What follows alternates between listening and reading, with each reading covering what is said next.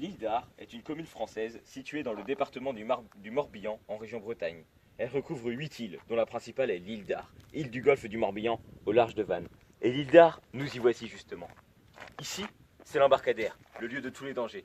En effet, l'été, chaque jour, 800 passagers arrivent accompagnés de leurs femmes et de leurs enfants.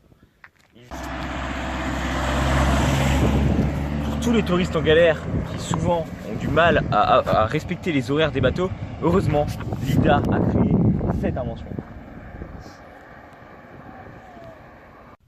Jusqu'au XVIe siècle, Illur est le centre de la paroisse. Il est authentifié qu'en 1618, celui-ci a été déplacé à Gréavo, sur un des tertres, au milieu de l'île d'Ar. En 1790, l'île d'Ar est érigée en commune. Son premier maire fut Jean-Vincent Touzé du Guenec.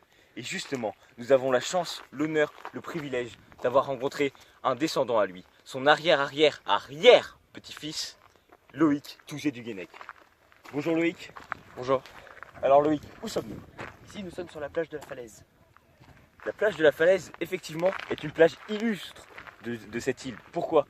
Eh bien parce que la plage de la Falaise a été l'une des plages du grand débarquement des Vénètes. Le débarquement où Jules César lui-même aurait mis le pied ici même. On raconte même que sur cette pierre, très précisément, il aurait posé son pied. Et c'est pour cela qu'on a cette petite encoche qu'on appelle l'encoche Jules César. Il est bon de se ressourcer sur l'île d'Ar, face à la mer, avec un léger vent et un beau soleil. Mais comment parler de l'île d'Ar sans parler du camping des Tamaris? Le camping des Tamaris a été créé en 1790. Et depuis, c'est un camping qui marche à plein régime. Bonjour, Loïc Touzé du Guenec. Bonjour. Vous êtes le gérant de ce camping actuellement. Et la première question, ce qu'on veut savoir, c'est est-ce que ça marche? Pas trop. C'est l'essentiel.